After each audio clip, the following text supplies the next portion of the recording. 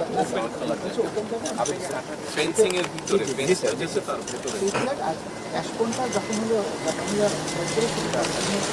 আমাদের মার্কেট আমাদের কোল্ড যে অ্যাশগুলো আসবে এখানে আমরা ডাম্পিং সেটা সবই আমি যেটা বলছেন এই জায়গাটার কথা আমরা ড্রাইভ করে এদিক দিয়ে এসছি না আমরা এইটা রাস্তাগুলো আমাদের গাড়ি চালিয়ে আসছি তাই তো নাকি আসার সময় এই যেখানে অনেকগুলো জায়গা খালি আছে আপনাদের এটা তো অনেক ভ্যালুয়েবল ল্যান্ড ওইটা স্যার পাওয়ার রিভার প্রেসারের ফ্যাসিলিটিস স্যার ওই জায়গায় অনেক কিছু করা যায় লাইন আছে স্যার, লাইন আছে, ওভারহেড ট্রান্সমিশন লাইন আছে স্যার, এবং আমরা নিচে ওখানে বনায়ন করবো স্যার। এই কাজটাকে এই দিক খালি জায়গাগুলো করা যাবে কারণ এটা তো অনেক ভ্যালুয়েবল ল্যান্ড স্যার এখানে অন্য আরো স্যার এখানে যেহেতু আমাদের ট্রান্সমিশন লাইন আছে স্যার, এবং আমরা কিছু গাছ ওই জায়গাটায় আমরা করতে চাচ্ছি, এবং আমাদের তো স্যার ওটা প্ল্যান্ট এরিয়ার মধ্যে স্যার, এটা একদম ডেজিগনেটেড করা এই পুরো ল্যান্ডটা। এমনি স্যার থিওরিটিক্যালি তো স্যার এটা কোল বেস পাওয়ার প্ল্যান্ট করতে গেলে আপনাকে অ্যাশ পয়েন্ট আমাদের থিওরিটিক্যালি আমাদের কোয়ালিটি ভালো ইনস্ট্যান্টলি সেল হয়ে যাচ্ছে। সো যেহেতু আমার একটা ডিজাইনের মধ্যে বাই ডিফল্ট অ্যাশ পয়েন্ট রাখা প্রফেশন, এবং যেহেতু এই মুহূর্তে আমরা বিক্রি হচ্ছে আমি এই জায়গাটা ফেলে না রেখে আমি স্যার এটা তাহলে মুভ করতে পারি আমি মানে এই তো সমুদ্র নাকি স্যার নদী স্যার এই পাত্রী যেটা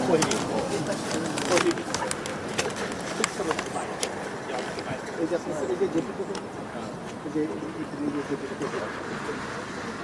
স্যার এই যে আপনার যে বাসিটা অয়েল ট্যাঙ্কার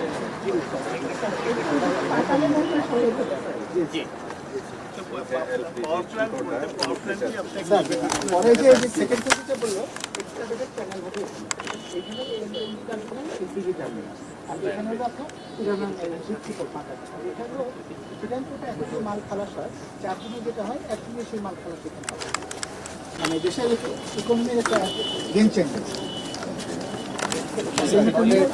কমার্শিয়াল দুইটা যেটি হবে ডলফিন টাইপ যেটি মানে প্রি ফ্যাব্রিকেটেড করে এনে এখানে হলো ক্যাপিং করে বসিয়ে দেবে যার ফলে খরচ কম পড়বে। মায়ানমারে জাইকা মায়ানমারে এক ধরনের কোড করেছে এই জায়গাতে জাইকা অর্থায়নে মায়ানমারে এই সেম টাইপ কোড করেছে না স্যার পুরো প্ল্যানটাই কিন্তু স্যার 2400 মেগাওয়াটের জন্য ডিজাইন। আর এইটা হলো স্যার পুরাটা হয়েছে জাপানে কাশিমা পোর্ট আছে স্যার জাপানে, ওটা আমাদের মতো এরকম লবণ চাষের এলাকাগুলো ছিল, তো ওই পোর্টের আদলে ওরা এটা নিয়ে আসছে মাল্টি মডাল পোর্ট।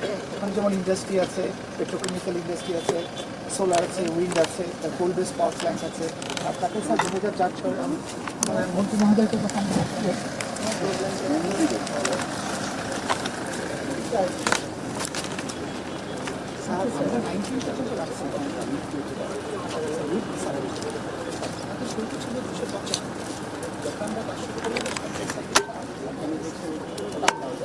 ওরা তখন বললো যে 100 মিটার যদি আমি উইথ বাড়িয়ে দিই, লেন্থ আমার সেমি আছে 14.3 কিলোমিটার, ডেপথ তো আমার ঠিক আছে।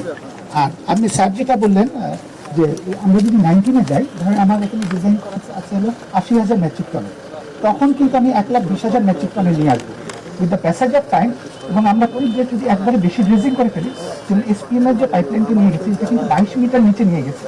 আর স্যার ওই যে আপনি জিজ্ঞেস করেছিলেন ওই যে ট্যাঙ্কার দেখা যাচ্ছে এসপিএম এর ট্যাঙ্কার, কিন্তু এখন হলো আমরা স্ট্রাকচার করেছি কিন্তু রু আসে না, রু আনা দরকার স্যার সেটা ফাংশনাল করার জন্য। আর এইটা হলো আমার ফিউচারে স্যার এখানে হলো 1,20,000 মেট্রিক টনের আপনি শিপ আনতে পারবেন মানে ইন ফেজে। না এটা তো স্যার এই জায়গাটাই স্যার আমরা এখন স্যার আমরা সোলারটা অলরেডি আমাদের এই যে স্যার আমাদের সোলারের জায়গাটা এখানে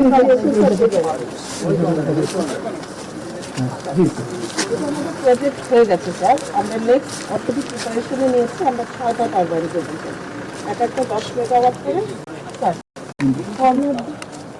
এবং এখানে ফুস করে চলে স্যার, আপনি 20% প্ল্যান থাকতে পারেন।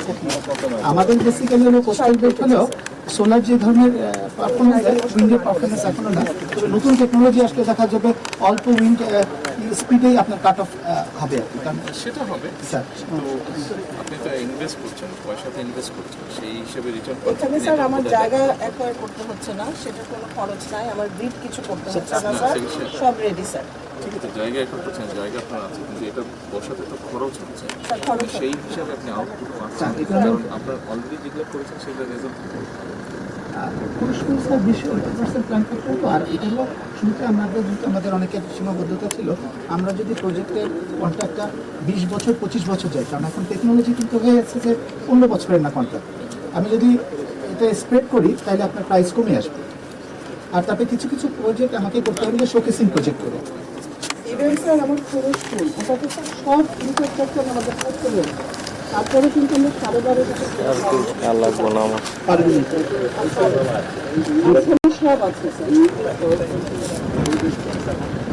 স্যার এইটা যারা ইনভেস্ট করে তারা 10 বছর পেব্যাক পিরিয়ড রাখে বলে না, কিন্তু কোনো লেন্ডার 10 বছরের বেশি করতে চায়, তারপরে ট্যারিফটা ওরা এমনভাবে সেট করে 10 বছর মধ্যে ওদের পেব্যাক পিরিয়ডটা চলে আসে।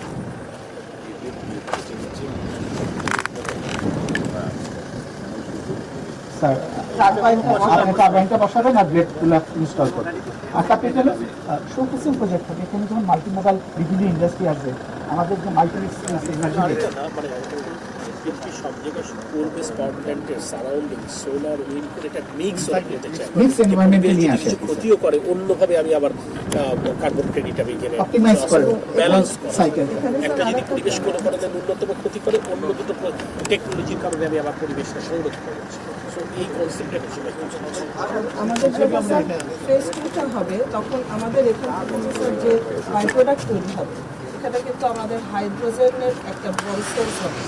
আমরা কিন্তু স্যার সোলার দিয়েও এই হাইড্রোজেনটাকে আমরা আবার মডিফাই করে আবার এই প্ল্যান্টে ইউজ করতে পারবো স্যার, কুলিং এর মানে পারপাস। কুলিং এর পারপাসে। এই জন্য আমরা পরের ফেজেই রেখেছি স্যার গ্রিন হাইড্রোজেনটা, যেটা আমাদের যখন এই দুটো ফাংশনাল হয়ে যাবে এবং সোলারটা ফাংশনাল হবে, আমাদের পিডিপিপি হয়ে গেছে স্যার, পিডিপিপি হয়ে গেছে, আমাদের প্ল্যানিং এখন হচ্ছে। কারণ এটা 100 টাকা খরচ করেছে করে আসবে, সব তো আর এটা করাই আছে।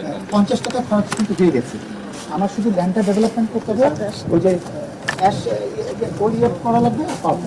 স্যার আমাদের সবচেয়ে আনন্দ হচ্ছে যে উনি আমাদের অপারেশনটা মেইন দেখেন, এই প্ল্যান্টে কোনো বিদেশি নাই, পুরো বিষয়টা ওনারা 10% বাংলাদেশে এটা রাখবেন।